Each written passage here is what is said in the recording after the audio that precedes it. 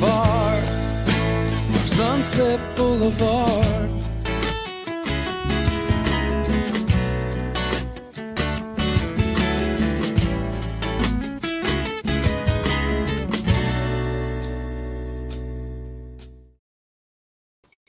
Hey everybody, how's it going? It is Wednesday night. It is 5 o'clock here in the mountain time, and I find myself sitting in front of a computer talking because, well, that's what I like to do, sitting in front of computers talking. And how is this for irony? I woke up this morning, I knew I wanted to wear whoa, that was nice and blurry. I knew I wanted to wear a shirt and tie. I knew I wanted to go this way, okay?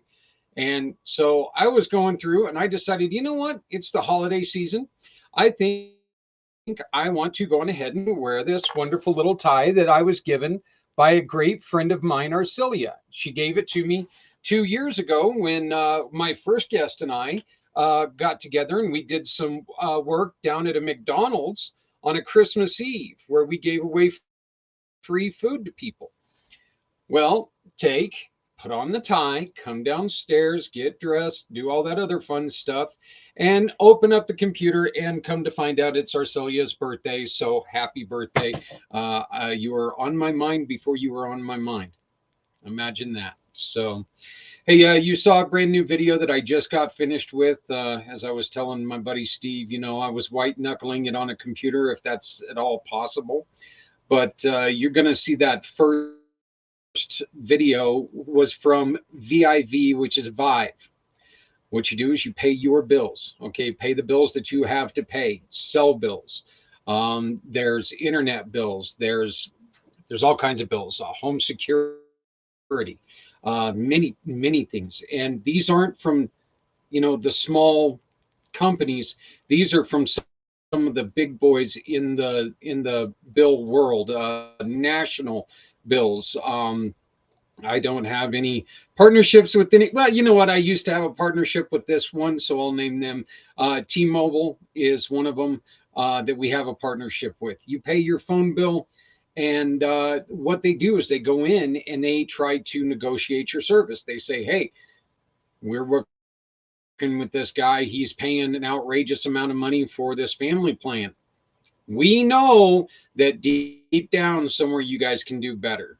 And so what T-Mobile does is they go, "Okay, we know we can do better." And so they do better and they save you a little bit of money. Now, the great thing about this is that you save money. Your bill goes down, stays down, not just for one pay period, not anything like that. You go down. Okay, your bill goes down, and all you had to do was go through the link that I just put in the chat, and this link right here. That's all you have to do is go there. With the money that you're saved, Viv takes and donates a portion of that back to Community Dare to Care, Community Pay It Forward. So we're able to continue to do the outreach that we love to do. This is a very great thing. I love this program because you know what? You save money. We get a little bit of portion to help us continue giving away stuff that people need. And you please remember, our outreach is always free, okay? And it's available to anybody. If they say they need help, we try to help them. We can't do this without the help of everyone out there. We have had a wonderful person, and I did not ask for permission to give her name, but she has donated. I know that she's in the process of moving, and she has donated 6 boxes, tons of clothing, sheets, dishes, and some wonderful stuff that it's not garbage, folks. This isn't like going to a lot of those garage sales where you go to the garage sale and look, oh wow, look, here's a pair of butterfly collar short sleeve shirts from, well, my dad's closet. No, this is actually some really nice stuff. So please, if you needs some help, just reach out to us and give us a call. We'll see what we can do. We'll even take and put a call out there to the people in the community and find out if we can help. Please remember, at Community Pay It Forward, 80% of any purchase made through one of our wonderful partners is going to go to a mission of your choice. What are these missions? These are people who have asked us for help. They say, hey, look, this happened to us, or nonprofits from around the world. I was like going, well, wait, slow down on the world. No, but we do have schools in Africa. So yes, around the world. And so all you have to do is simply shop with our wonderful, wonderful family partners. You're going to meet two of them tonight. And all you have to do is shop with them, hire them. They do the work. They bill you at the end. One of or both of these guys, let's put it this way, both of these guys could be really, really good for you, because it's not you who actually pays the bill a lot of times. It's your insurance company who pays the bill. Just saying, you get to support people by sticking it to the insurance man. Okay, so you're not going to stick it to them. It's not like they're going to go broke or anything, but it is what it is. But still, you get to support some wonderful people out there who need a lot of help simply by getting stuff done. If you own a home, you're going to want to make sure that your home is well taken care of. Both of these individuals, Mr. Steve Solis, who's my first guest tonight, and Mr. Mike Martinez. Steve works with roofing, and Mike Martinez works with mold. And I don't know if you know anything about mold, but it's not a lot of fun to mess around with. So it can really cause a lot of problems. And, when you're sitting there sleeping at night and all of a sudden your face gets all wet from a drip of snow, that's not a lot of fun either. So you can always reach me by going to my For My card. For My card is very, very simple. It is a business card on your phone. You share it with the QR code, or you just give people the link. You text them this link right here. And when you text them this link, they go to it, and it's a customizable business card that does so much more than a business card.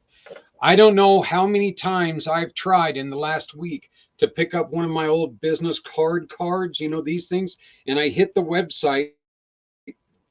It doesn't go to the website. Okay. You go to my For My card, you hit the website. It goes directly to communitypayitforward.us. It goes straight to my email address. Matter of fact, it has a place on there that says call Zach, text Zach, and it comes straight to me. You're also able to find out more information about things like Community Mission to Rescue 22. February 22nd is coming up. It's coming up real close. I know that because it's like right after Christmas, and a week ago, Christmas was a little ways off. It's not a little ways off anymore. It's right here. So that means Community Mission to Rescue 22 is also coming up. This is very, very important to us, because this right here, this job form is how you can get involved. You can be one of these wonderful partners of ours, and you can be right here with us and stand with us and tell our veterans, tell our heroes all over the United States that we care and we don't want to lose you. We are losing 47 heroes on average every day. JR from the Veterans Ranch in Florida put out a post the other day telling us how we had lost 44 in one 24-hour period. This is just, the numbers aren't going the right way. They're just not. There's no easier way to say it. The numbers are going the wrong way, and we need to make sure that we really work on this. Folks, right now, if things don't change, by the time I'm sitting here this time next year, we will have lost over 17,000 individuals who raised their right hand and gave that oath to our country.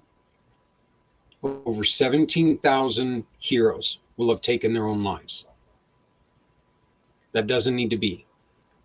You can help us open the conversation, start this conversation. We can put together a list of people who are out there who can really make a change in people's lives. So please join us, no matter if it's a story, if you want to make your business on that day, if you want to join our wonderful partners like Steve, like Mike, you can join us for that one day and find out what Community Pay It Forward's all about. Make that one day, make your sales on that day go to great causes like right here in Northern Colorado, somebody else you're going to see tonight, Healing Warriors, or Veterans Honoring Veterans, or the Veterans Ranch in Florida, or Project Die Hard in Kentucky. I always want to say Tennessee, but it's not Tennessee, it's Kentucky. Or we've got your six in Dallas. Look, they're all over the country. We're here to support them because they're there to support the ones who supported us. Very rare do I get a chance to talk to somebody who is as close to me as Steve is. This guy is one of my great friends. We got to meet pre-pandemic. There was a life pre-pandemic. I know it's kind of hard to remember. It's been a while, but Steve's been a great friend of mine. Hell, the guy showed up at my wedding. So, and he only had like an hour and a half notice, something like that, because I'm so prepared on everything. We know this. So, but, I gave him all the time in the world to get here and said, where are you when you were late?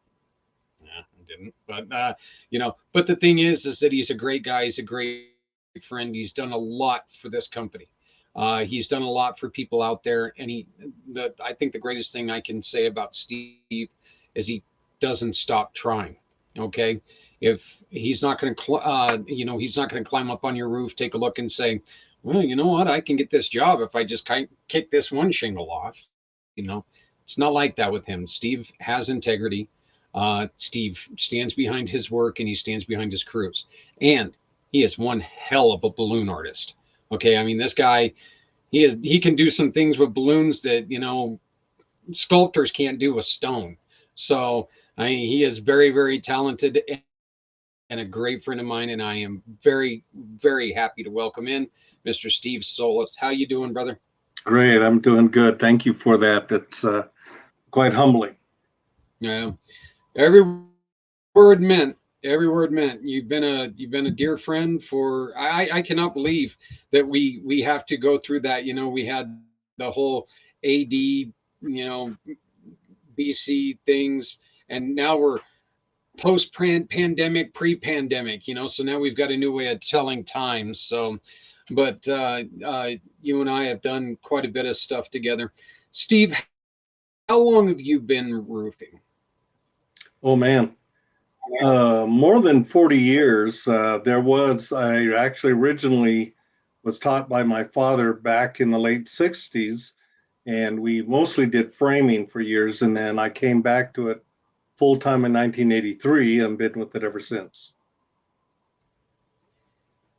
One of the reasons why I really wanted to reach out to you is because we have had hellacious winds and the threat of snow here in the Greeley area. We haven't got hit other than a small dusting yesterday, but we haven't got hit with that.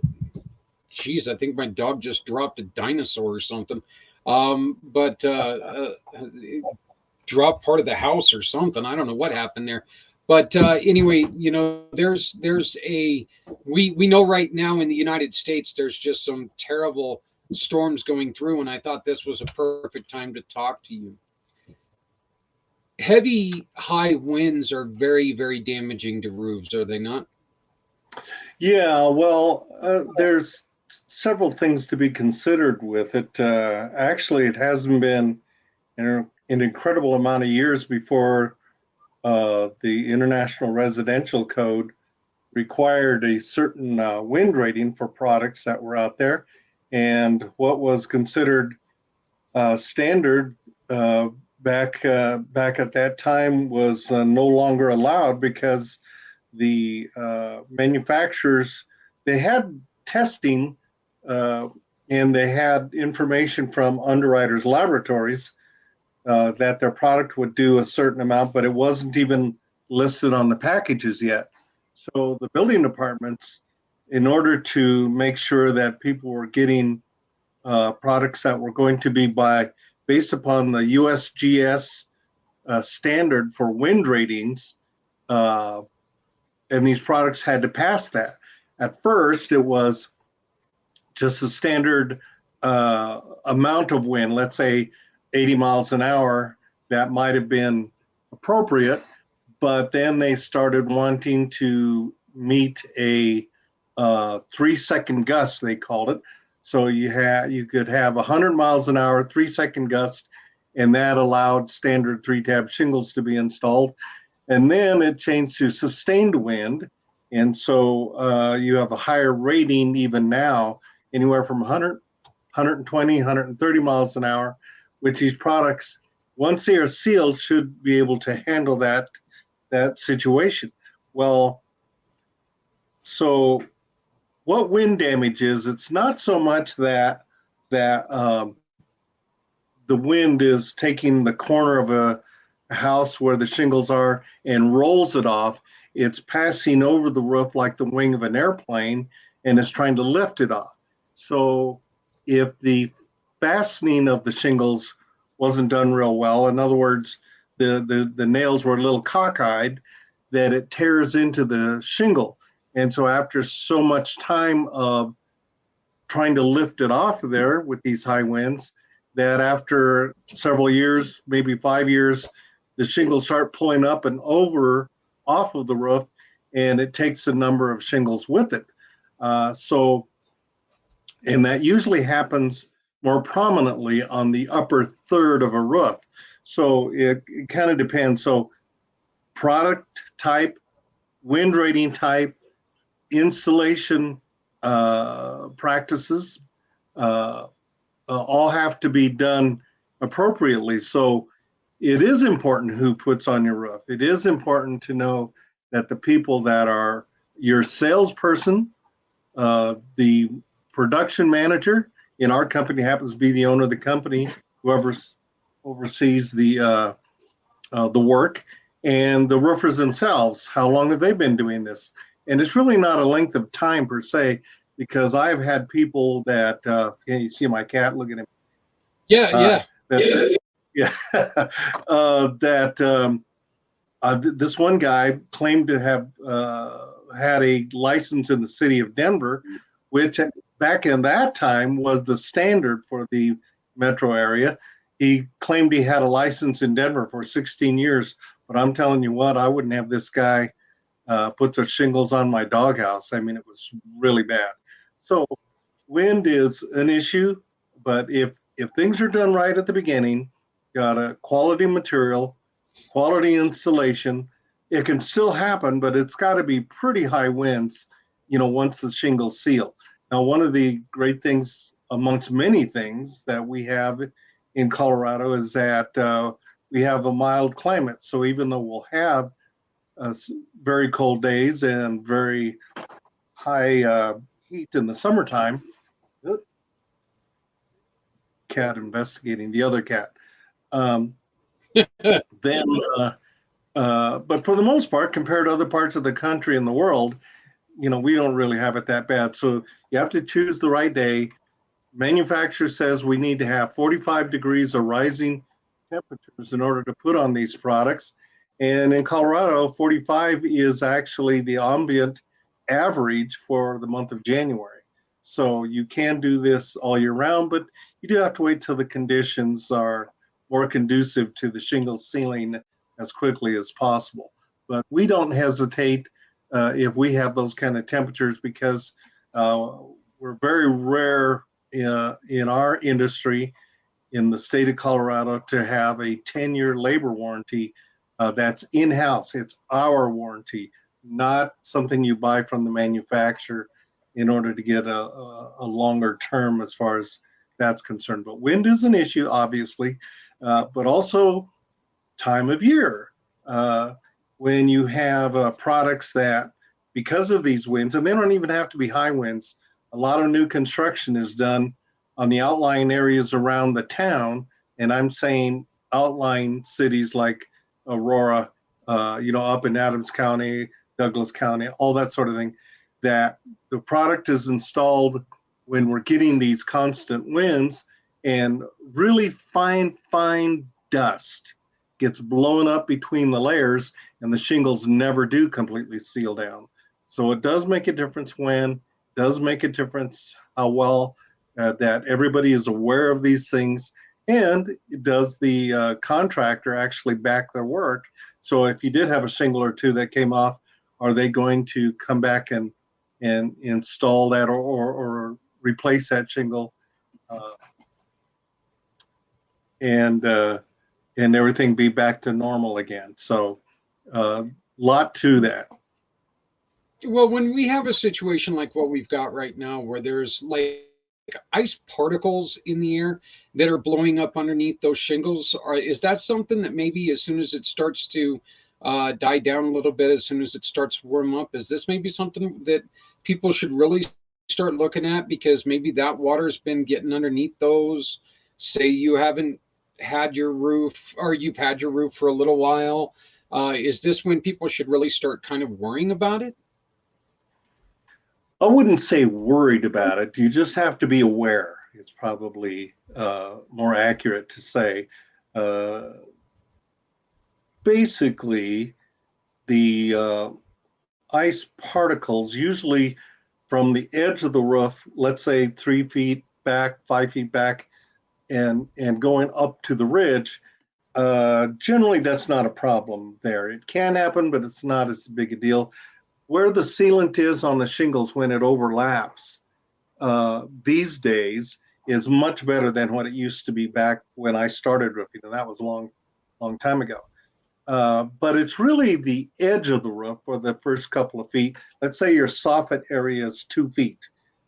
In areas that require what they call an ice and water shield membrane, it goes from zero, basically at the gutter, up the roof, 2 feet inside of the inner wall. So say, for instance, your front door, you go another, let's say 6 inches for the framing, et cetera, and then another 2 feet, that ice and water shield has to be installed. And the idea there is if you have some moisture and it comes down to the edge of the roof, because of the soffit area, wind that comes up to that area, it basically freezes right there, and the snow and ice stay there for a lot longer than you would like it to, and it's possible for that moisture to back up underneath the shingles, hence coming inside the house. So it is a concern, but based upon the USGS as to what areas fit into the freeze area that we were just talking about, it all depends on, and it's already set in the code. Every building department along the Front Range has it set in their code, whether they require that or not. And you just need to know. But any qualified contractor, presuming they're qualified because they get a permit for the work that they do. And so they based upon freeze thaw calculations, whether it's required, how it's installed, and I was on the education committee for the Colorado Roofing Association back in the early 2000s, and that was one of the discussions, is that, first of all, are you in that climate that requires this product, and what is your interpretation of what is recommended by the manufacturer, so that anybody can have this information and install a roof appropriately.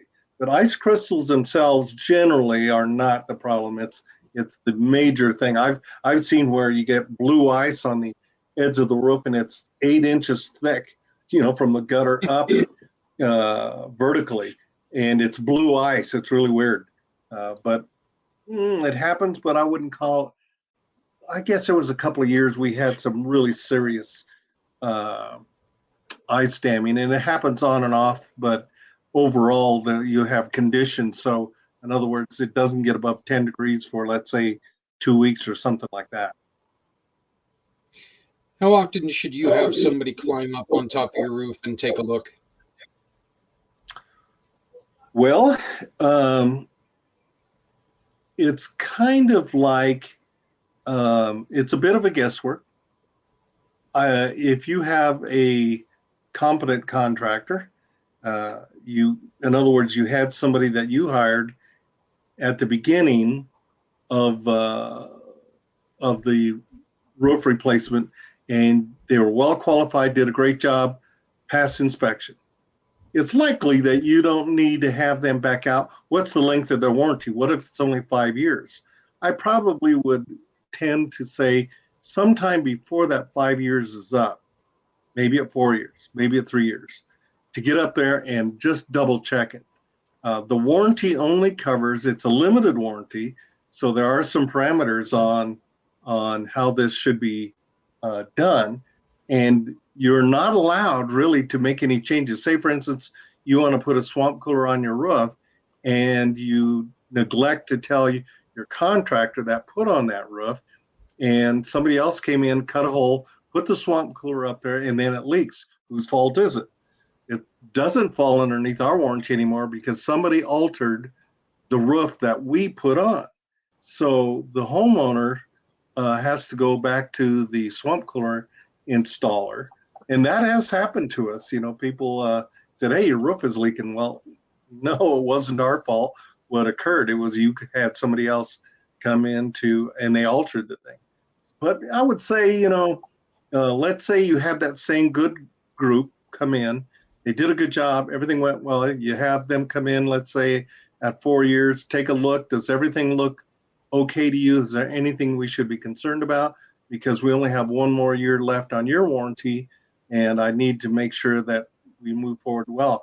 The second thing involved with that is if something happens in your life that things change and you're now going to sell that place, you're going to, or use it as an investment property, you want to make sure that what's there is in good shape. So, depending on how well the job is done or not, might mean that you need to have it checked out quicker or sooner. Say, for instance, that after the first rainstorm, it did leak on the swamp cooler, and it was already there, the swamp cooler.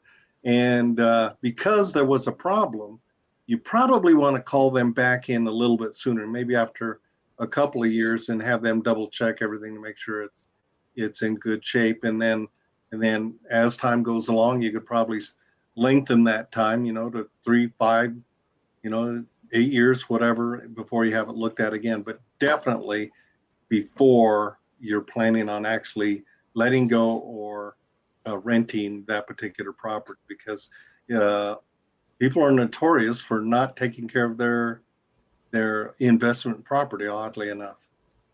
Out of sight, out of mind. That's something that you see it when you're driving up, but you don't really think about it, and it's it's kind of like we all complain about having insurance, yeah, until we need to have insurance. Let's go on ahead and real quickly move on to your other passion, which is your balloon art. You are one of the most talented people when it comes to twisting a balloon that looks like a deflated hot dog and turning it into some wonderful, wonderful art.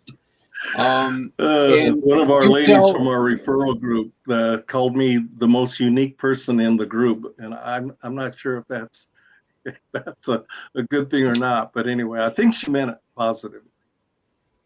Yeah, it might have been after I was gone then. So, you can see a lot of his work right on his personal Facebook page. So if you want to look him up, you can see some of him. He practices all the time. He shows you examples of what he's working on. You're almost like, and I truly do mean this as a compliment. You're almost like an athlete. You put more time into this craft, because you do take this serious. You want to go out, you want to have a good time, you want to put out some quality product, and you want people to have fun doing it. You don't want just the kids to walk away going, wow, look. You want mom and dad to do that too. And right. I've seen it. Right. Mom and dad have usually come back and said, hey, what can you make me? Well, that is a fact. I did a birthday party for the 50 and over crowd, so everybody turns into a kid. So there's no doubt about that. And roofing, because I've been in it so long, I really don't study much on that. I mean, I try to be up to date on products and materials and installation and all that. But every night I practice several things, but one of them is balloon art, and I do that 1 to 3 hours every day. I've been doing it for 19 plus years now, and I'm working on stuff all the time. Now, every once in a while, I will post something that wasn't my original. I I have friends all over the world that are masters at this. I mean, they make my stuff look like it's simple. I mean, just amazing things.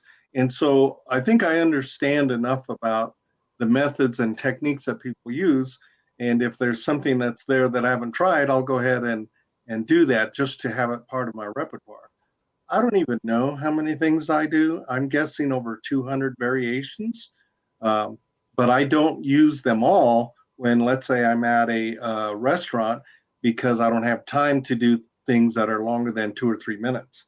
So uh, you've seen my unicorn hat, and that takes 8 minutes, 7 balloons, and 2 LED lights I put into the eyeballs, and it's very popular. You know, I should have meant put Which one is together just, for you. I mean, it's just honestly one of the cutest damn things you'll ever see.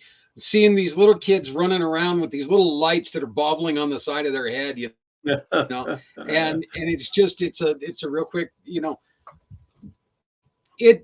please tell us, and I love this story. Please tell us the story about when you went down and the little old ladies down in when you went on a mission. Oh man. Well, I knew a lady here in Denver. She's still doing this. She's about my age, and so she's been twisting balloons for I don't know, 50 years, something like that. Anyway, she's super good and one of the most wonderful people I've ever met. And we had a booth at the roofing company at the Garden and Home Show, and I was walking through, and she was hired by a window installer to twist balloons and draw a crowd. And I was really amazed at not only what she did, but how many people, how many young kids were in line to get a balloon, and of course the parents were there to look at the products. And she had like 20 kids waiting in line. It was phenomenal. So I said to her after watching for a while, I said, I've got to learn how to do this. And she says, well, I give lessons, but it's got to be in groups of 15 or 20. Well, where was I going to find 15 or 20 people that wanted to do this? And so I kept the idea in my back pocket. And then I went ahead and my church was going to send a group to Uruguay to replace the roof. Look at there. And uh, they wanted somebody to do origami because we were going to make hats for the kids and balloon animals. And I said, hey, I've got a friend that will give us lessons if you don't mind. But they didn't want to take the time or pay the money. So she sent me down. I called her up, told her my dilemma. I have 2 weeks. What am I going to do? So went down to the place where she gets her supplies, picked up a book, a video, bag of balloons, and a pump, and just started practicing. In 2 weeks, I learned to do 17 characters, so I knew I was on my way. But I was down there, and we were working our tails off every day. We were replacing a portion of a roof. Here's my famous one of my dragons. I make several, and I'd be sitting there with these different churches, and there might be 10 kids, there might be 50 kids. There was no way to know. And so the other people that were supposed to be helping me do this, I didn't tell them that I was taking these lessons and that I had increased our repertoire from 2 to 17. And so they were so embarrassed, they quit making them themselves, and I was doing all the balloons. But here I am twisting the balloons for the children, and there was a group of senior women. There were no senior men. And they're sitting there and they're watching me and they're commenting in Spanish. And I'm not fluent, but I know enough to be dangerous, right? So um, I'm I know sitting enough there to and know I'm that I'm doing. getting yelled at. So then this lady, these ladies were sitting there watching me. And so they were commenting. And after I'd be done with the children, I'd go sit in the middle of these ladies and I'd say in Spanish, "What do you want?" And they would say, "Oh, no, no, no." And I said, I insisted, "I'm going to make you something. What would you like?" And I only knew basic stuff: rabbit, dog, cat, swan, things of that nature. And I was handing it to them, and they would go like this. You could tell that they saw it as I see it, which is a work of art, and it was precious. And so they were so thankful that that's what convinced me I have to do this. So, but for the first 10 years, I was very basic because most balloon twisters only do the basic stuff. But I didn't want that. I wanted to continue a work of art. So when I'm done, the kids are nodding their head, yes, and the parents are going, wow. That's when I know that I've achieved what I was after for. And it's gone pretty well. I post these things all the time, as you know, and people comment on them, and so it's part of my repertoire from that point on. So, like I say, I don't even know how many I do, but I just have a ton of fun. If I'm where it's mostly adults, the women love the flowers and the teddy bears and polar bears, right? And yeah, and that sort of thing. But once the men see that I can do it, and they said, "Hey, I heard you can make a monkey on a tree. I got to see that." So I do it. Ye- Yep, yep. Or a dunce cap. I love that story. So uh Jester hat, buddy. yeah. Oh yeah, yeah, Jester hat. That's right. So, that was such a good time. That was for Day of the Deployed 3 years ago, I believe. Wow. And yeah, yeah, isn't that weird, right? And yeah, we went in and there was a guy who came up to us. The gentleman had partaken in a soda or two and an adult soda or two. So came up to Steve and he wanted something. He just didn't know what he wanted. Steve goes, "I got the perfect thing for you." Made him a jester's That's hat. right. I forgot He about wore that. that thing back up to the bar, and I'm going to tell you something. He was the belle of the ball. I mean, he really was. So it was so fantastic. So, Yeah, but it so really has given me an avenue. You may not think so, but I actually was extremely shy growing up, and but I knew I was going to be doing something like this. I just didn't know what. And I have a bit of an art and craft background, but it happens to be right in my wheelhouse because I love to engage people now. And it's a whole lot easier engaging people when it's talking about balloons than it is about roofing because it's yeah. things, Oh it might yeah, be yeah. I'd necessary. They imagine. might have had hail damage, but we really don't want to deal with this. So making it easy and easy to make decisions for with people concerning getting their roof back up to par, is obviously a good thing, and I see it that way. And when I was roofing, I saw it as a work of art, but I have to hand it off to other people now because I'm way too stinking old to do that stuff anymore. Don't even want to. But but when it comes to balloons, as long as my hands, and I do have carpal tunnel, and I wear braces and compression gloves, to protect myself. But as long as everything holds together, I'll do this until they put me in the box, buddy. Well, I'm going to tell you something right now. You and I were talking before the show, and I told you I would much rather have your getting older butt up on my roof than my very, very large, bulbous ass up there because I did not feel very safe. So, and you've been up on our roof and you know that it's in good shape, but I'll guarantee you it's not in good enough shape to be under me. Okay. Our concrete floors sit there and go, "Oh no, not him again." So, Yeah, yeah, yeah. Steve, what is one thing that if somebody is noticing, say somebody's noticing uh, this one thing right now, they should give you a call because you need to get out there and make sure that there's not a problem. Well, the thing is when is the last time you've had your roof inspected? If it has been longer than a few years, it would be a good idea. There's no cost, but statistically speaking, 1 out of 5 houses has some sort of issue. So I take pictures, yeah, because a lot of homeowners like yourself, they're not going to get up on that 2-story, especially, or if it's a steep roof. That's what I do. I get up there and I look at things, and I look at things with a critical eye, because I don't want them to have a problem. Because if I look at it, I own that roof from that point on. Because if I say everything looks great, and then in the next spring we're getting all kinds of leaking, that doesn't look too well on me. So I try to give it a real critical eye. I make recommendations. I'll make notes of when I was out there. If it's time to consider a new roof, let's say it's been more than 14 years or so, it's a good idea to have things checked out. Things can be brought up to date, maybe some caulking. I use that term loosely. It's actually roofing mastic. Or maybe the flashing detail could have been done a little better. It's not uncommon at all to have just that one little leak, and it's a 10-year leak.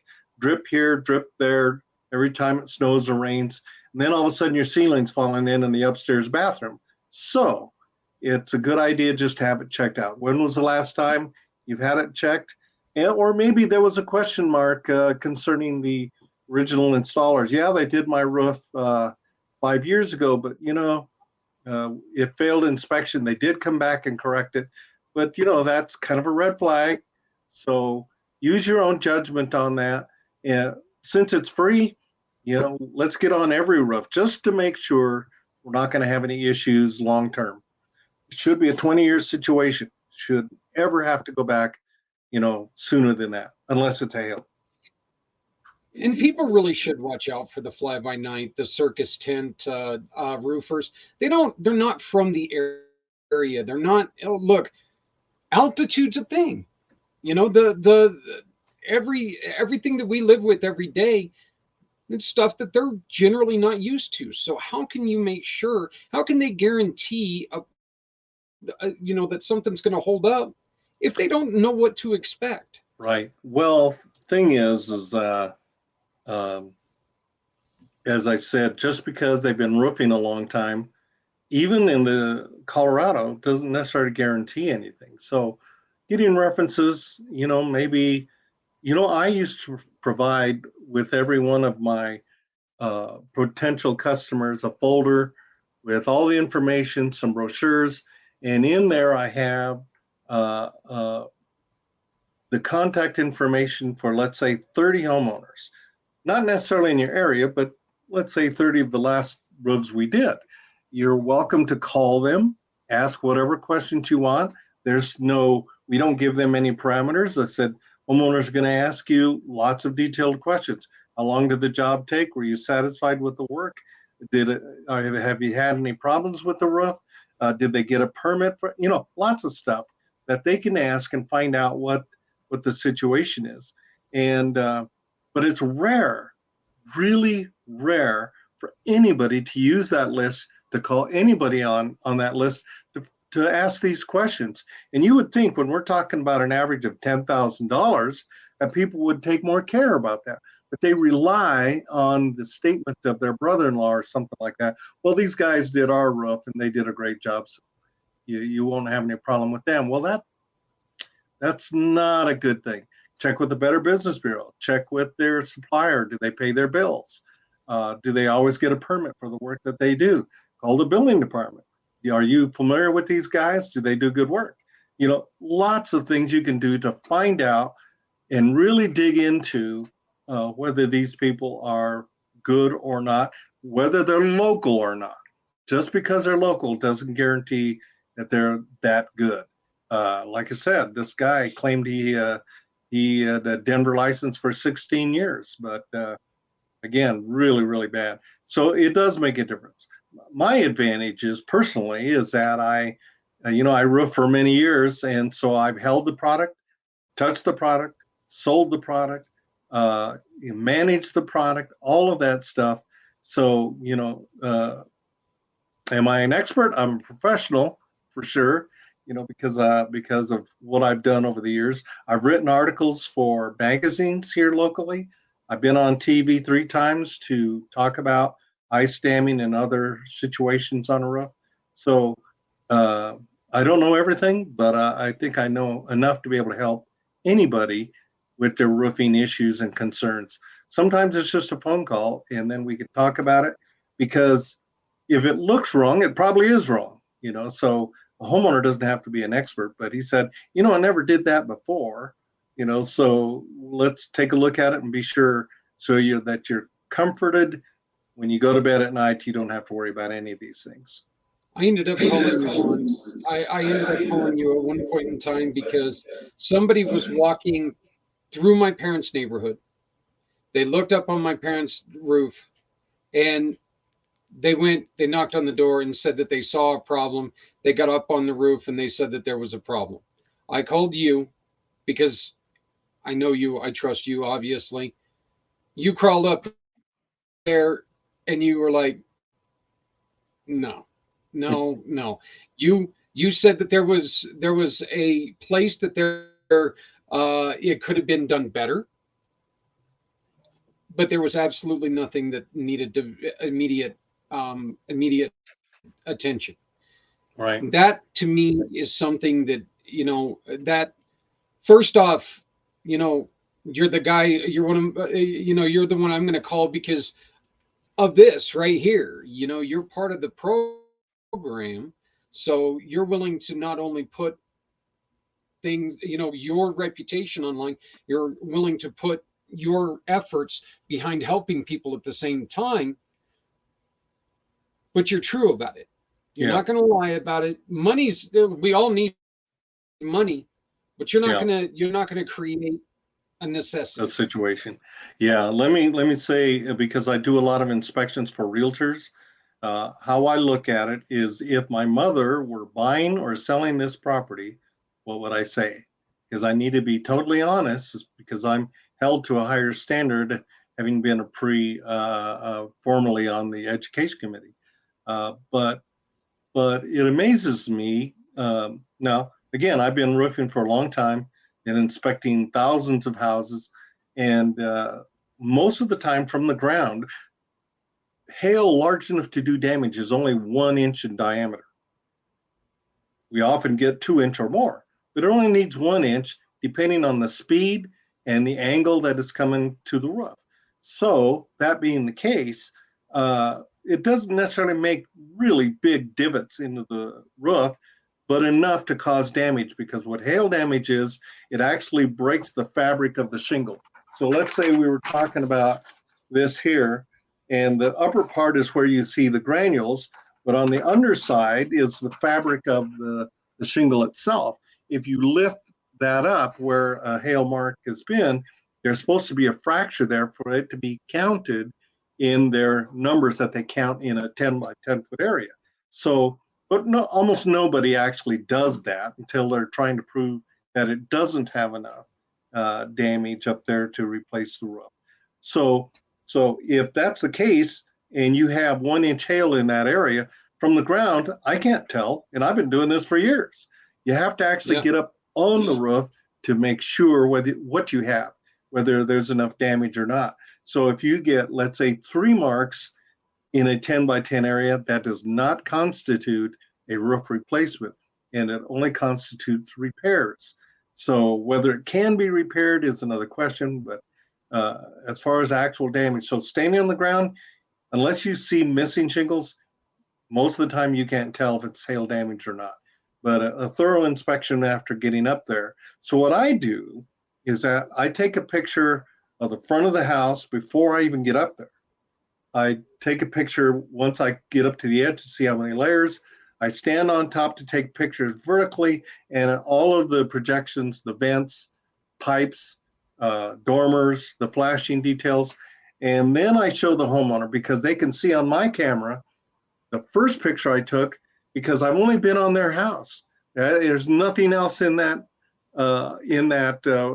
profile except their pictures. So I can prove to them, without them ever actually getting up on the roof, what is the condition of their roof. So that way they know that I'm being totally straightforward and honest and make an informed decision. Well, my brother, time, I cannot believe that we've already spent 50 minutes together. It's amazing. We just don't get to talk near enough. That's for sure. So, but hopefully, we're going to be talking to each other again here in the next couple days or so. But I want to thank you so much for joining us. And please, you can reach out to Steve at 970-646-8108. 970-646-8108. You have questions, you have concerns, you want a balloon, a balloon artist for your party. Special balloons, buddy. Yeah, special. Special balloons. That's right. There you go. This is the guy to talk to. And every time, remember, every time you hire this gentleman, he gives us a referral. And 80% of that referral goes to somebody in the community who could really use your help. So, Steve, thank you so much, my friend. Thank you. Always love talking. Just never get to do it enough. So yeah, well, you and I both know 50 minutes is nothing. well, that's right. So right. You know, we've eaten pizza together for longer than 50 minutes. That's it. All right, brother. You have a good evening. You Say too. hello Thank to you, my sir. friend Mike Martinez. He's a great guy. Yeah, I will do that. All right. All right. Talk to you later. Steve Solis of Independent Roofing. I will tell you, I mean, really, Independence Roofing, I always get that wrong, but I will tell you, look, the guy's got integrity for miles and miles. You need somebody to talk about him that's not me, just, call me up and I'll have my parents talk to you about him. They've almost got scammed a couple times, and Steve was there to make sure that they were taken care of. He's a great guy. He's not going to lead you wrong. And that's very, very important. And especially in, the garbage that we go through today with stuff like this. So, let's make sure that, if you need to talk to somebody, get a hold of Steve. He can work with you. He can help you out. So Steve, is not the only person that we're going to be that I've got on tonight from the program. I recorded this interview with Mike Martinez a couple weeks ago. We're going to be, or I'm sorry, a couple days ago, a couple weeks ago. I'm going to be playing that real soon. This interview is going to be brought to you today by a great friend of mine that I'd finally got off my butt and did what I should have done a long time ago. Mr. Z of Z World Webs.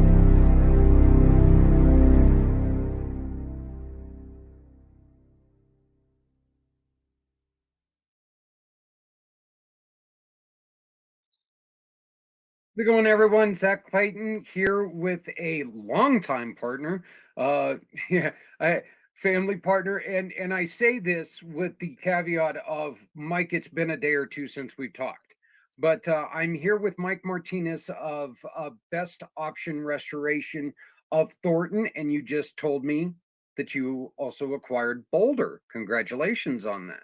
Thank you. Thank you. Um, Before we continue with a lot of the questions, why don't you just explain what best option restoration is? Yeah, absolutely. So, Best Option Restoration, we are a property cleanup restoration company. We specialize on water damage, fire damage, mold damage, storm damage. Honestly, any kind of messes within the property, we clean up. So, we are an emergency based company. We are open 24/7. So, if someone calls us at 2 in the morning or at 2 in the afternoon, we will be there to help them out if needed. That's great. Your area of service, your name says Thornton and Boulder, but you go as far north as Fort Collins and in my area here in Greeley. Yeah, absolutely. So we are a franchise. So we do have different teams around the whole Denver metro area. We have a team that's located in Lakewood. We have a team in DTC. We have a team in Highlands Ranch. We also have a team in Parker. We got a team in Thornton and one in Boulder. So we got different teams located in the whole Denver metro area, so we can respond to people's emergencies in a timely manner. And we are growing. So right now, we're actually in the talks of someone taking over Colorado Springs, and hopefully in the near future we have someone taking over the Fort Collins area. So we're super excited, and hopefully we can make that happen. Well, growth is always good, and especially when it comes to a small to medium business owner. So that's great. Mike, you are from the LA area, correct? Yeah, I was born in California. I was born in Los Angeles, in North Hollywood, and I was out there for a whooping 2 years. And my parents moved out of Colorado when I was 2 years old because my dad was in the construction industry. There was a lot of construction in the 90s here in Colorado. So one of his friends told him to come out, moved out here, and pretty much been here since then. I did move out. I went to college in Washington State. And so I moved out for 4 years, but moved back home, and I call this my house, call this home. Yeah. Washington State, boy, you had a lot of you have a lot of experience with moist weather then, yeah? Yeah, it rains a lot out in the Pacific Northwest. I went to school in a small town called Walla Walla. Went to Walla Walla, Washington, Walla Walla University, and yeah, it rains a lot. I've got family that lives in Port Orchard. So I've got I'm not personally very familiar with Washington, but I haven't been there a lot. But yeah, we've got some family out there.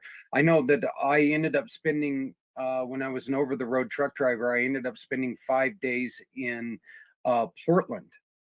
Okay. And I was like, I was excited to get to go out to that side of the country because I hadn't been there since I was a child, and I was only there for a couple hours really. And I was like going, there's no way it can be as bad as everybody says it is, and all this other. It rained all 5 days, all 5 days, and I was just by the end of that fifth day, I was so excited that the truck was up and running again. I just could not wait to get out of there. It was like mind numbing, and it's kind of funny that you really, the one thing about that we are blessed with is Colorado's kind of one of those places that where, yeah, we get rain every once in a while. We don't get 5 days worth of rain. We don't get 5 days worth of sun. In those 5 days, we probably have rain, snow, sun, and everything from a blizzard to a 80-degree day. So, we get very lucky there. What are some of the things that you personally enjoy about being here home in Colorado? There's a number of things that I like about Colorado. I mean, one of the first things that you mentioned is the weather. I like the sun, and we get an average of 300 days of sun, and that's the one thing that I really enjoy about Colorado. But you know, there's a lot of people move to Colorado because of what we have. We have the outdoors. You got skis. We're going into the winter months soon, so people going up to skiing, going snowboarding.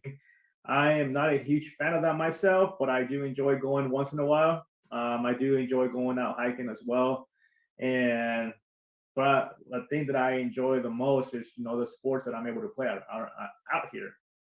I can play soccer outside, football, golf. I went golfing a couple of weeks ago in December, which is always great.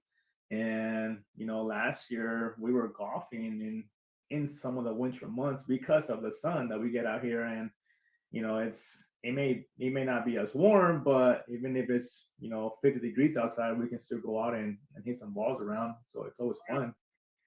I tell everybody, and I tell bikers when I meet them from other parts of the country that there's a misnomer. People think that it's always snowing here in Colorado, and there's all that stuff, and you're right. Up in the snow areas, you know what? There's snow on the ground, from September to June.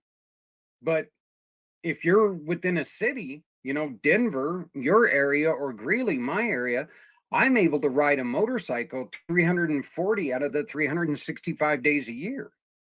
And I miss more riding days because it's raining real hard than I do when it's because of snow. So yeah, it's living in this area is just it's such a fantastic thing. You are Congratulations, you're getting married to a really good friend of ours. Um, and that's How do you see that as changing changing your company, changing the way that you do business? Me getting engaged? Yeah.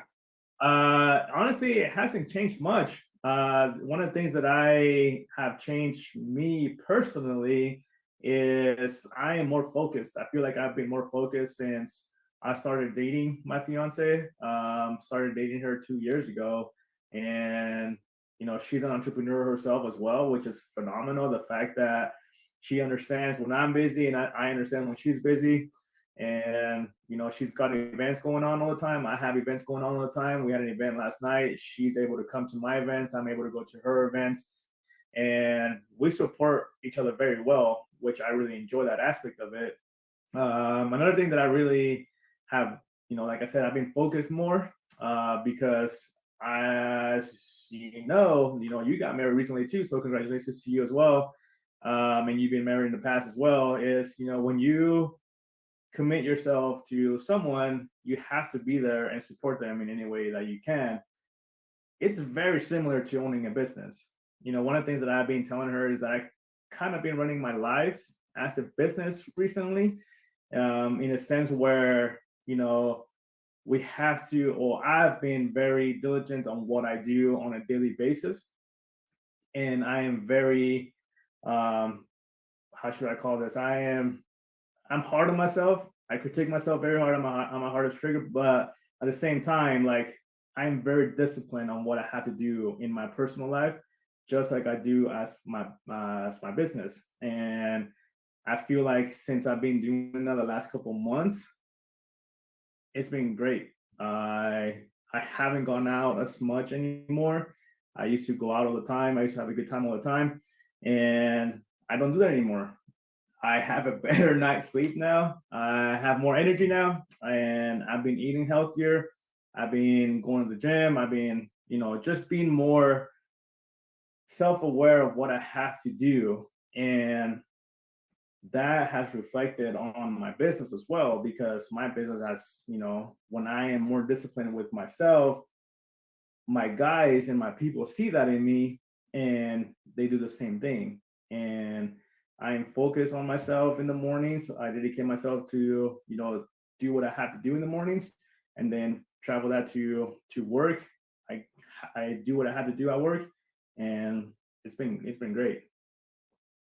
Scheduling is something that, and I don't want to speak for you, but scheduling is something that I really had to focus more on when it came to trying to schedule even my personal life, because during my brief stint with the single life, you know, there was no schedule. If I was up, I was working. That's it. I was working.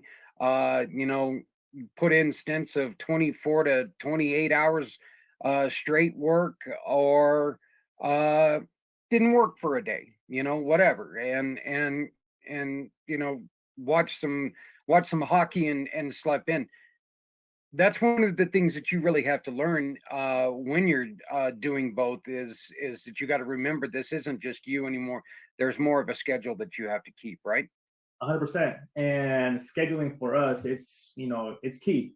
I I do have a set. I don't have a set schedule for a particular day, per se, but I do have a schedule for the week. So one of the things that my fiance and I do is we look at our schedule for the week, and if we have events going on in the evenings, then we're like, okay, hey, I'm going to be gone this evening. Just plan ahead. But we do try to at least take off about, 2 to 3 hours, if not more, in the evenings, just for us to spend time together. I think that's very important. It's important to take care of yourself and be there for your families because, as you know, business is always going to be there. Business is going to come and business is going to go. You're going to have your ups and downs. That's just part of life. It's part of business.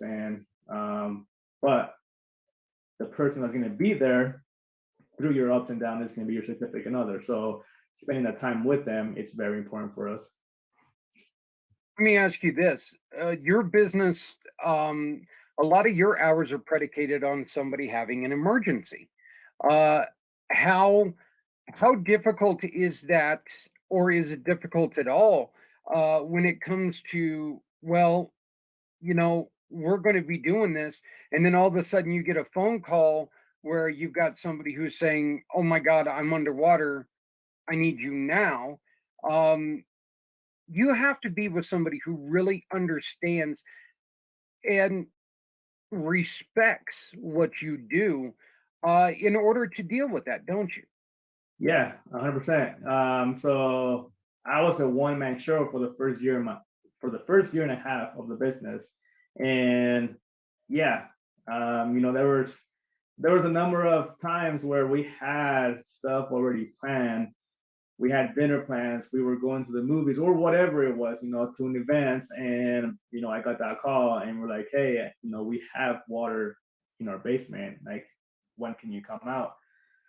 And yeah, luckily for me, she was very understanding of that aspect of it because she knew. And I told her from the beginning, I'm like, hey, this is my business. This is what I have to do. But now it's a lot easier now. And the reason why I say that is because, I have a team now and we actually have an on call rotation. So we have a group of guys that everybody takes turns to being on call on that particular week. So I do get the calls, most of them I do get the calls myself, but then I see who's on call that week, and then I dispatch it to that particular technician, and they go out there and they take care of it. And the reason why I do that is because like I mentioned, I do want everybody to spend time with their loved ones. I don't want them to miss a soccer event or a family event for their kids, and that's why I have a particular week.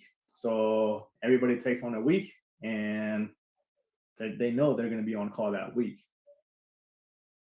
Your story is very, very unique, that you got into this business. And usually I ask people, what got you into doing this particular thing? Yours was a mentorship.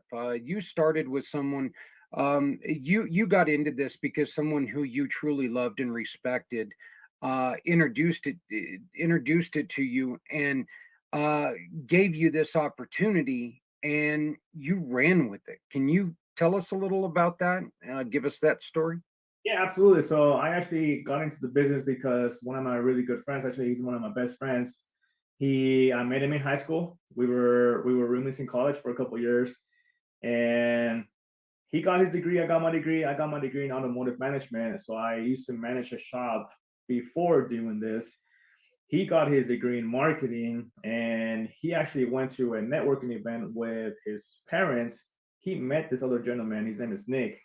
Nick is actually the founder of Best Option Restoration. And so Kyle and Nick hit it off.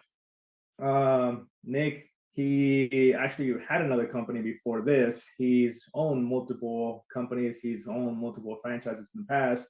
He saw what this industry can do for us, and he was like, hey, how can I make this better? And how can I expand this? So he actually, he's one of the wealthiest guys that I know personally myself. And even with that, he wanted to see exactly if his method would work. So he was out on the field doing some of the work, and he was like, okay, if this is going to work, I want to expand this. And he was talking to Kyle. Kyle got into it, and back in 2017, that's when Kyle's actually one of the first franchisees. And at the time, Kyle was like, hey, you want to join me in this journey? I'm starting this journey. I want you to, I want you to be part of it. Well, at the time, I was managing an automotive shop, and I was like, I don't know, man. I think I'm good right now. And 2019, fast forward 2019, I had my review at the shop. The shop owner told me, he's like, hey, Mike, you've done everything for us. Thank you very much for what you've done. Like, you kind of reached the top. What else do you want to do? So I shot my shot, and I told him that I wanted to buy him out. He told me that he was not ready to sell, not ready to retire, which is totally fair. That's his shop.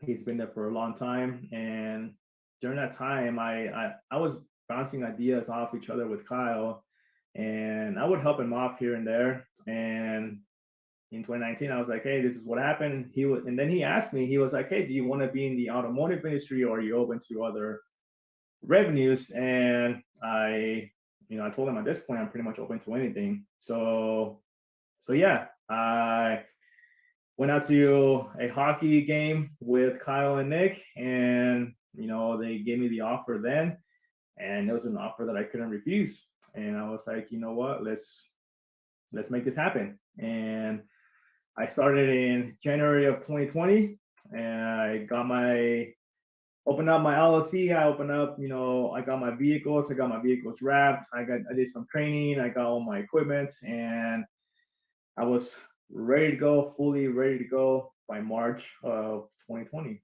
which is perfect timing. Oh, yeah, right there too. So, um, you what is one of the things that you have learned since, not through your training, but just through, in particular, going into a home? What are some of the things that you've learned just by the experiences you've been able to have? You're talking about personal or business? Either or is fine. Empathy. When you walk into people's houses, they're going through a roller coaster of emotions. And when I got into the business, like, I didn't realize, well, I'll backtrack a little bit. When I got into the business, I really didn't know if I was truly going to be busy, because we don't have a lot of rain. We don't have floods. So when people say, hey, how do you get business? Well, we are not in a flooded area, but there's a lot of water damage that happens in the house. And, dishwashers are going to leak, toilets are going to overflow, water lines for a refrigerator are going to break. In a house, there is hundreds, if not thousands, of plumbing that goes into a house, and everything that's man-made, it's going to break at some point or another. I hate to say this, but it's going to happen. And I read a statistics the other day that 98% of basements are going to flood in their lifetime, and it's just something that you can't really prevent. And when that happens, the client, the homeowner, they go through a roller coaster of emotions. They don't know what to do. They don't know what to expect. And that's when we come in and we help them out and we make them feel like, hey, you know, I understand you're going through a lot right now.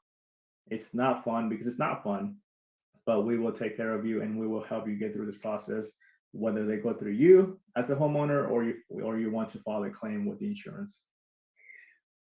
Mike, mold is something that's very, very serious when it comes to health. Mold can kill you. Black mold. You cannot just take and find some black mold, slap some kills on it, and say done. Right? It's not that easy. When you're dealing with microbial growth, yes, mold is very bad. It's not good for you. It affects different people different ways. Some people are immune to it. They don't get sick. They don't even feel it. If you breathe it long enough, yes, it will harm you. There's other people that are more sensitive to it. So it does affect everybody differently, but you cannot go in there, spray bleach, wipe it down, and apply cleos. That's just not going to happen. It's one of the things that I've read and I've seen is, you can just spray bleach and you'll be good. Well, that's not the case. If you had raccoons in your attic and you fogged it, yes, you may kill the raccoons, but they're still going to be there.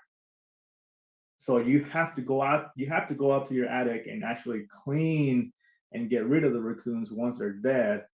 That's the same thing that you do with mold. You go in there, you actually remove the affected area, you apply your antimicrobial, you scrub it, you clean it, and then you encapsulate it afterwards. Well, during that whole time, you want to make sure that the space that you're working on is contained. That way you don't spread it around the rest of your house. What are some of the things, and I warned you that this question was coming, so here it is. What are some of the things that you do that is a little bit different than, we'll say, industry standard? So one of the differences that we do in the water mitigation is that we actually add, thermal heat. So we add heat when we are in someone's property. And the reason why we add heat when there's water damage is because, heat evaporates moisture. Well, we have our dehumidifiers in there that pull the moisture out of the air. And when we add heat, it dries the structure a lot faster. So instead of having someone, like let's say a man with a fan going out to your property and they set, fans into your place, well, they can have those equipment there for about, 7 to 10 days. Well, we don't want that. When you add heat into someone's property, we can actually dry the property most of the time within 3 days.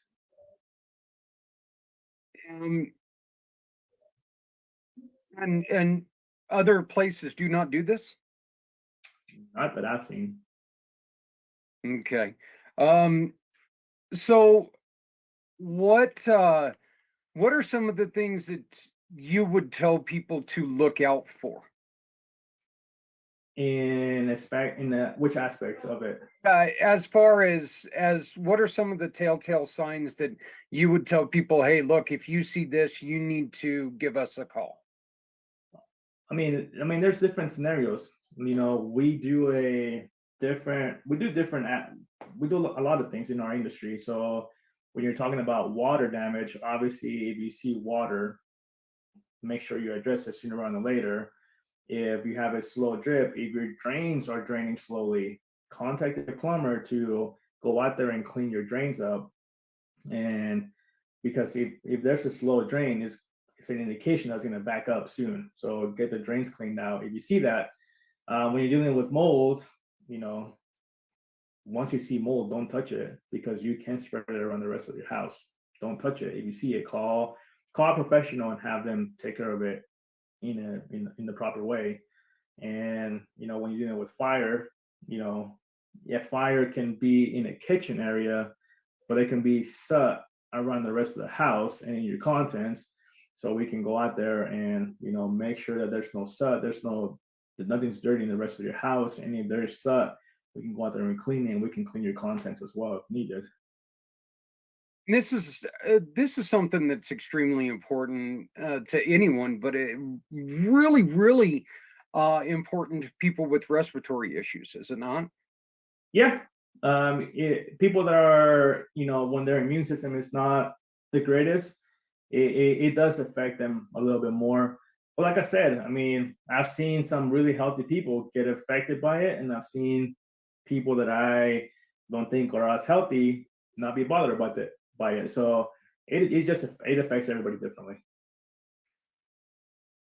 I want to point out that you can find out more information about Mike if you go to communitypayupforward.us, best option restoration of Thornton, and you will find his landing page here. Mike, you got the phone number here is 720-620-3272. Is that still the best number to contact you? Yep, that is our office number. If you call that number, someone will answer at any given time. You're right. And best BO restoration /Thornton.com is the website. I couldn't I wanted to say email so badly, but that's not the right thing.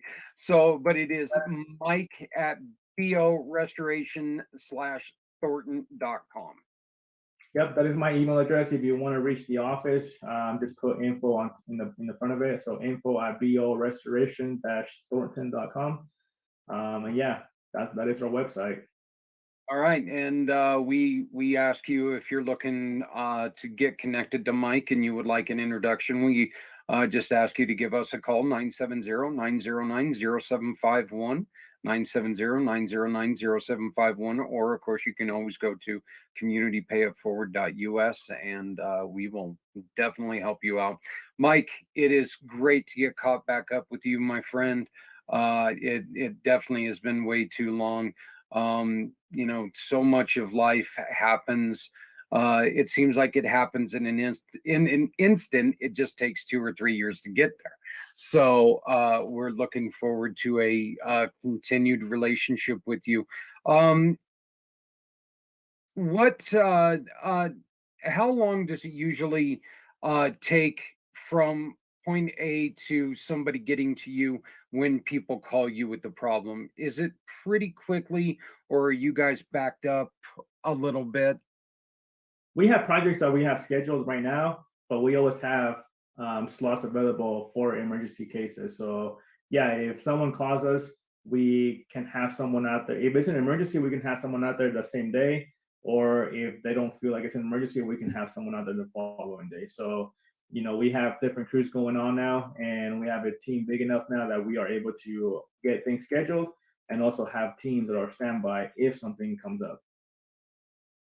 Well, brother, man, like I said, I do apologize for kind of dropping off the face of the earth there for a little bit, but like I said, you know as well as it goes that life takes a funny turn when you're trying to build relationships and build business, and kind of fell into that a little bit.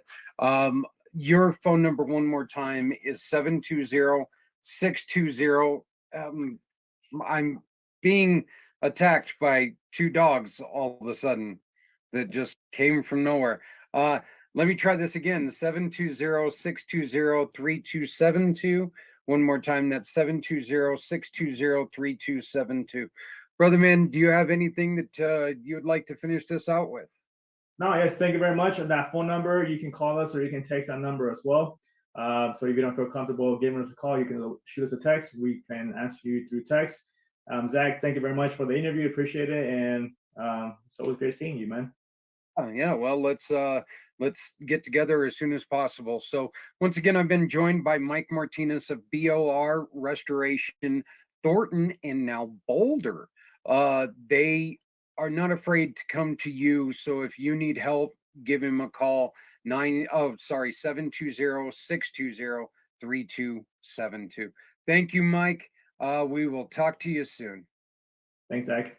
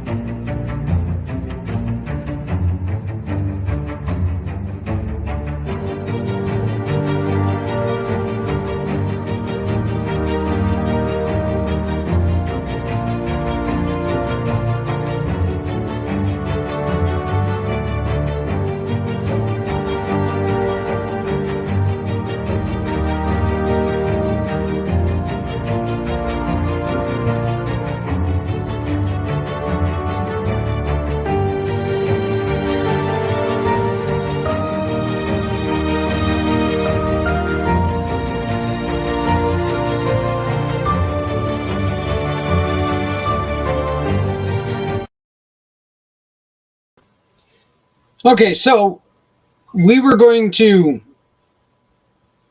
I've either got like 400 different alerts going on, or something else, but we were going to try to work some stuff out, and we were going to try to get the information out for you for the wine event attached to this show. But we ran a little bit long with Steve, and I'm never going to apologize for that. He's, great guy. I love talking to him, and you don't need to see that information. I don't know why it thinks it had to show you that information, but you didn't need to know that. Well, here, let me share it. Whatever. This right here is telling you Healing Warriors program is going to be coming up at the top of the hour. So we have changed it. It's going to come up at the top of the hour. There's a possibility I'm going to be joined by, you just saw his commercial there. I'm hoping we're frantically trying to get Bill Walters to come and join us right now, and he can talk to you about everything that he's got going on, including some of the work that he does to try to help out people with disability that are differently abled. Excuse me, I don't like the word disabilities. Hey, you know what? This has been a really, really good show. Like I said, I love being able to take and introduce you to some of these great partners of mine that have been working a long time to hone their craft in the small to medium business world. And they're going to take this opportunity not just to be in business, which being in business for yourself is not something everybody wants to do. Okay. Some of us, it's what we've always really wanted to do. I was and I'm just going to come out and say it. At one point in time in my life I would have never, ever, ever, ever hired me back when I was younger. I was a terrible employee.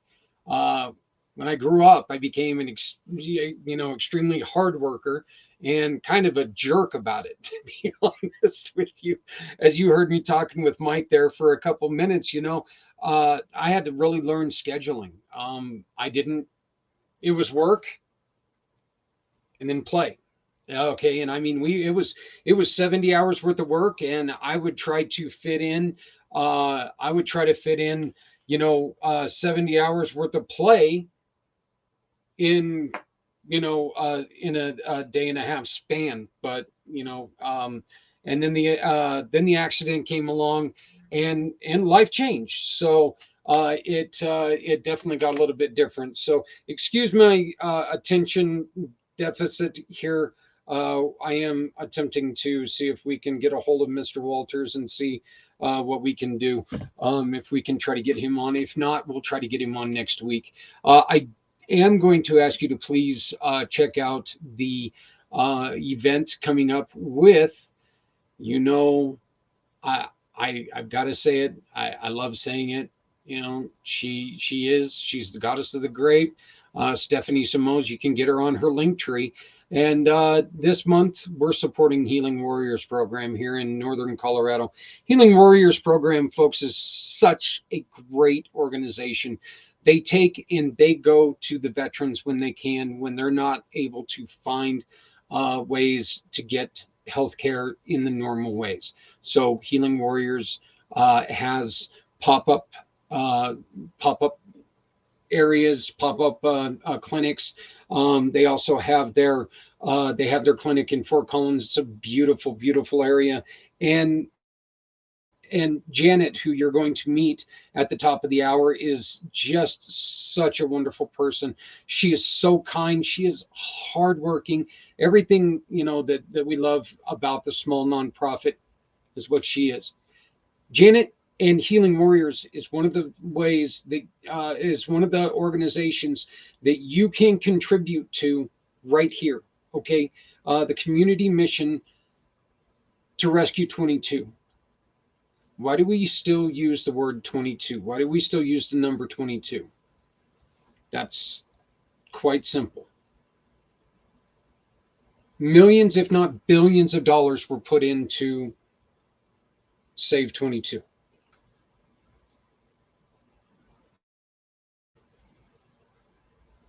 Millions, if not billions of dollars have not gone into Save 30, Save 35, Save 47. We need to use what we've got.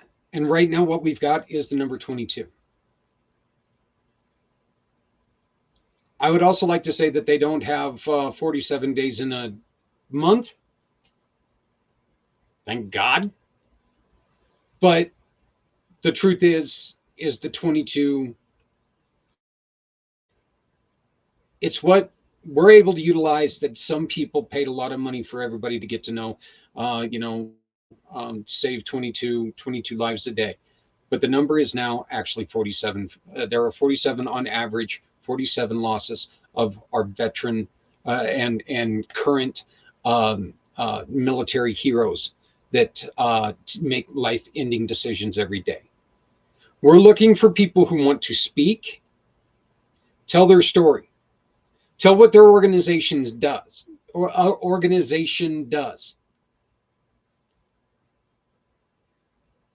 Tell good stories, tell bad stories, tell good stories that turned out bad, tell bad stories that turned out good.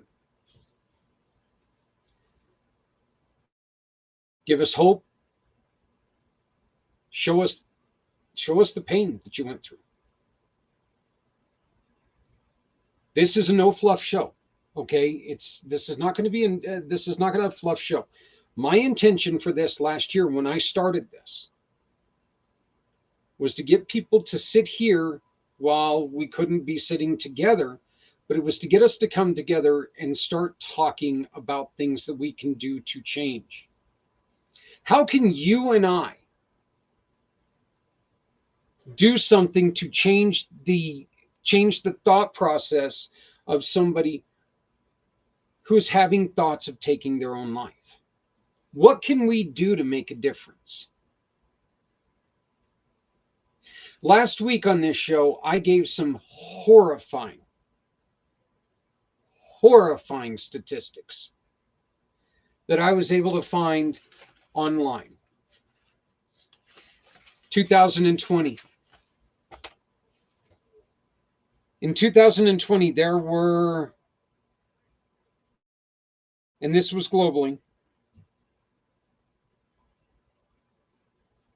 3.2 million people planned a suicide. 3.2 million planned.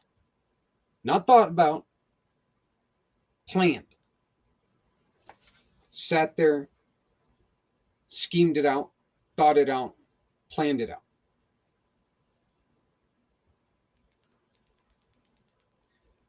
1.2 million attempted, took the next step.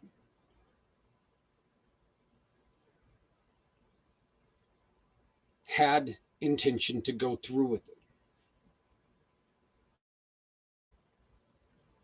45,979 deaths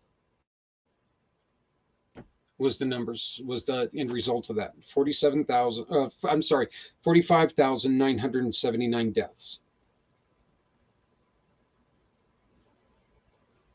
Twice as many males as to females.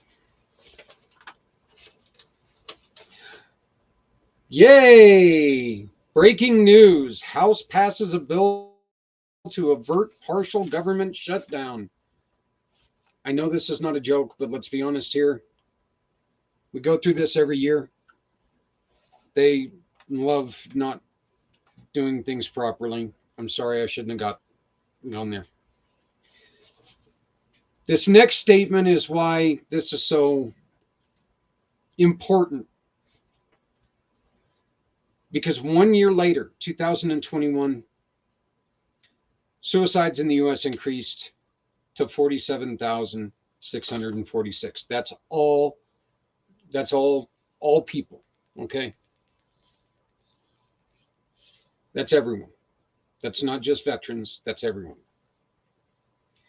But as I made mention before, earlier in this show, if we do nothing, if we don't make any changes, if the numbers stay where they are, which unfortunately is not the trend, if they stay where they are,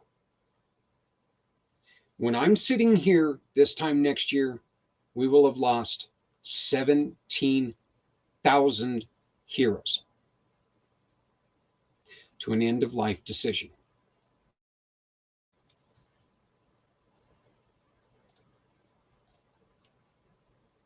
We have to do something. Can we save 47 lives a day? Not if we don't try.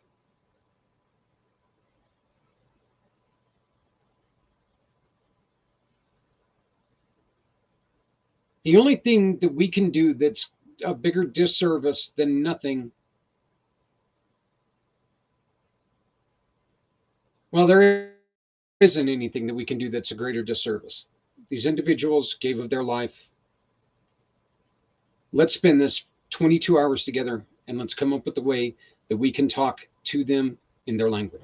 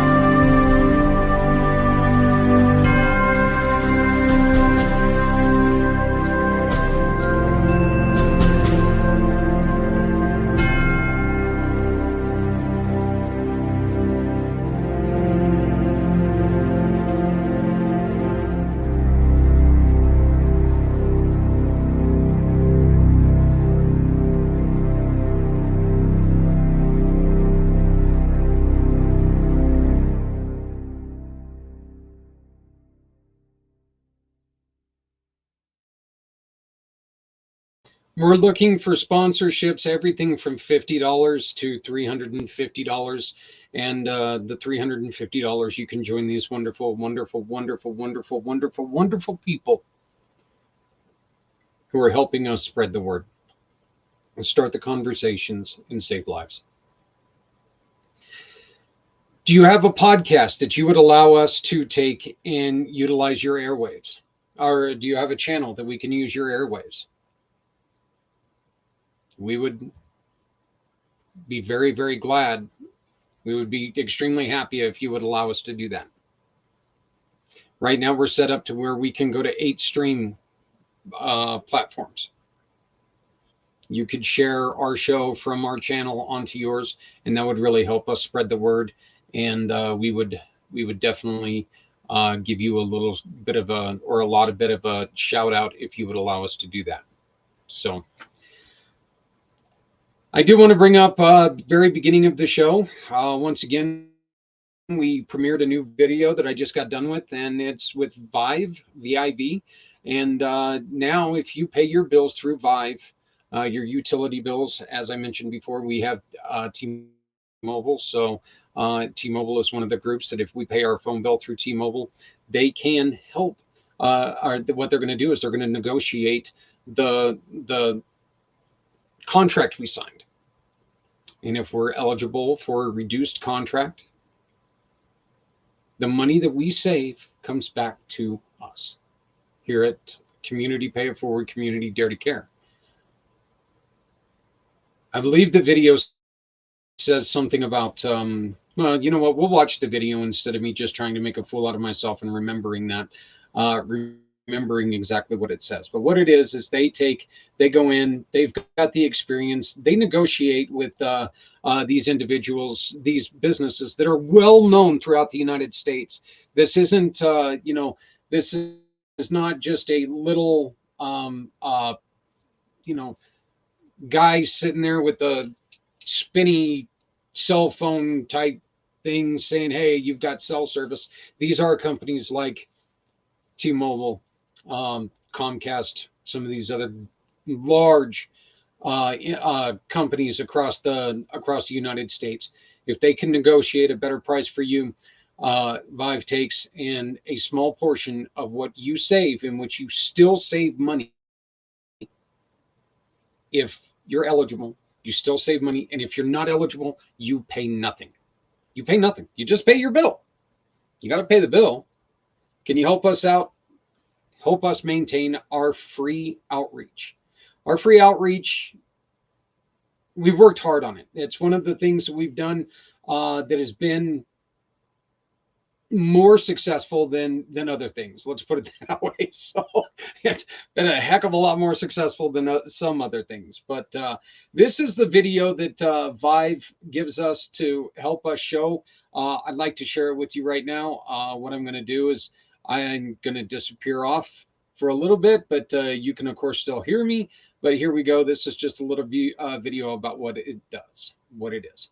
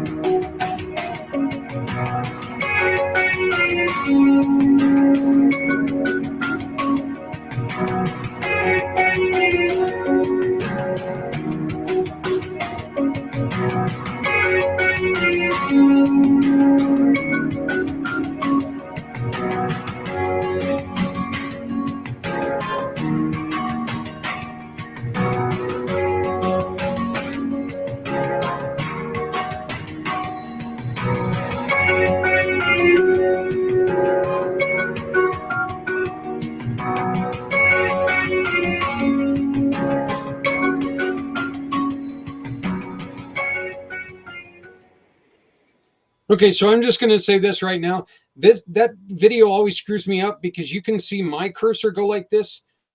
They got their cursor on there that goes walking through there, and it really kind of screws me up. I'm like going, I'm not even moving my cursor. Thanks, Vive.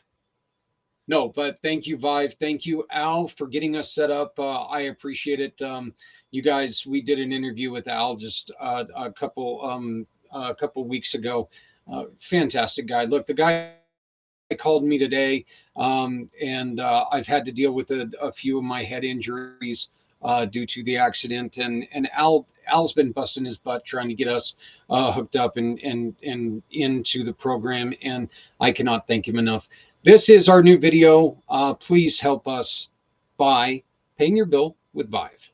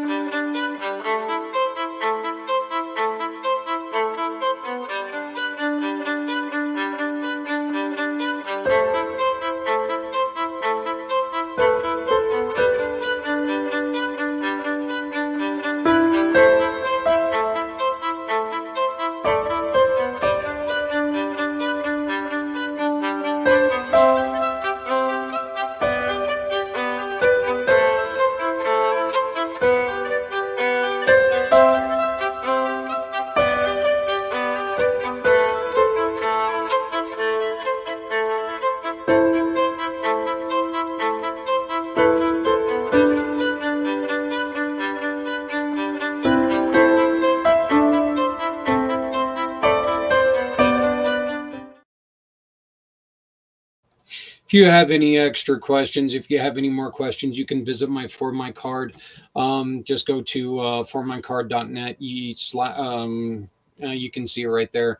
Matter of fact, I'm going to hide it here real quick. Do this, do this, do this. Hit copy, hit save. Then it is now right here in the chat. Just hit on that link right there. That'll take you to my business card. That business card is better than any other business card in the world. Why? Because it connects to everything that is Community Pay It Forward, including more information about the community mission to save 22. To rescue 22, sorry. It does not look like we're going to be able to hook up with Bill Walters again today. And that's on my poor communications, my poor communication. I take the full and total blame for that. I do want to thank Mike Martinez of BOR Restoration from Thornton and Boulder. I also want to thank Steve Solis of Independence Roofing and Mountain Lion Entertainment. I'm just going to say it again, guys. If you're in Northern Colorado, you're looking for something that's different for your kids. If you're looking for something that's going to spruce up your restaurant a little bit, bring some kids in, keep some kids, keep them active yet occupied. Call on Steve, because the stuff that he does is amazing. He downplays what he does. Him saying that there are other people who make it, who make his balloons look like snakes. No. There's nobody who's ever accused that man of making a balloon look like a snake, unless of course he was trying to make it look like a snake. And then what he would do was give it like the hood, and probably swallowing a Volkswagen Bug, and he would do something miraculous to it and it would look great. Steve is a very, very talented individual, and both of those men that I introduced you tonight, integrity. I cannot say it enough. They both care, and they're both here for you. Not only are they here for you, but they give us a referral. And 80% of that referral goes to someone who has asked us for help. If you go to communitypayitforward.us, once again, that's communitypayitforward.us, you're going to see up on the old, God, what are they called? Up on the old bar thingy there, the information bar. Ah, well, look at there. There's my buddy Brian. Brian from Project Die Hard.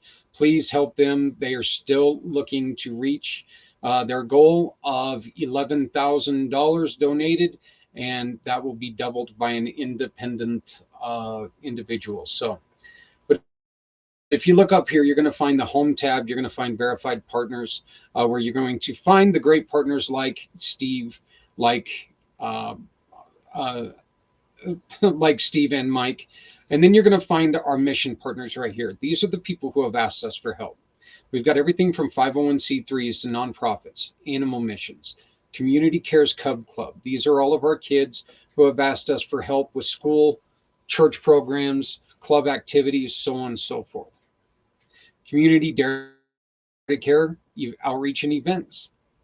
Community improvement missions. These are improvement missions that people are trying to do on their own. They're trying to take and they're not getting any government funding, but they can't swallow it all on their own there. Let us try to help you out. Families and neighbors who need our help. Folks, this is because of what I went through. This is because of when I was run off the road and spent 7 hours in a ditch. I woke up, I had a fractured skull, I had a fractured face, and I ended up having a broken neck. And they didn't find that broken neck for 3 years. Well, guess what?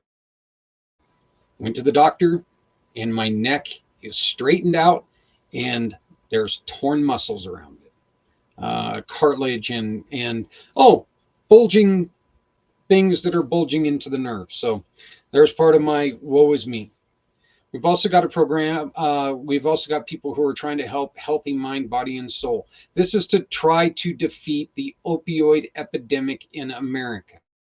Of course, we've got our honoring our heroes, both country and community.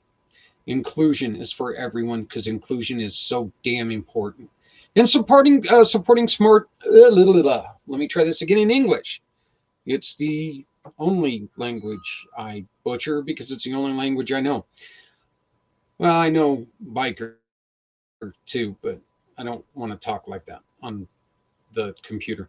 Supporting startup businesses and organizations, and we are adding, we're still working on how to do it, but we are also adding telling our histories, saving our history, saving history. You can't change history.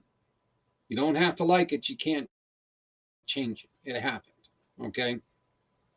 There's a lot of history in there that, you know what, every single one of us wish we could have done something different. The only crime that we can do to history is not learn it. Because if we learn it, we don't learn from it. Once again, I do want to mention that these thoughts are all my own. I'll just say it right now.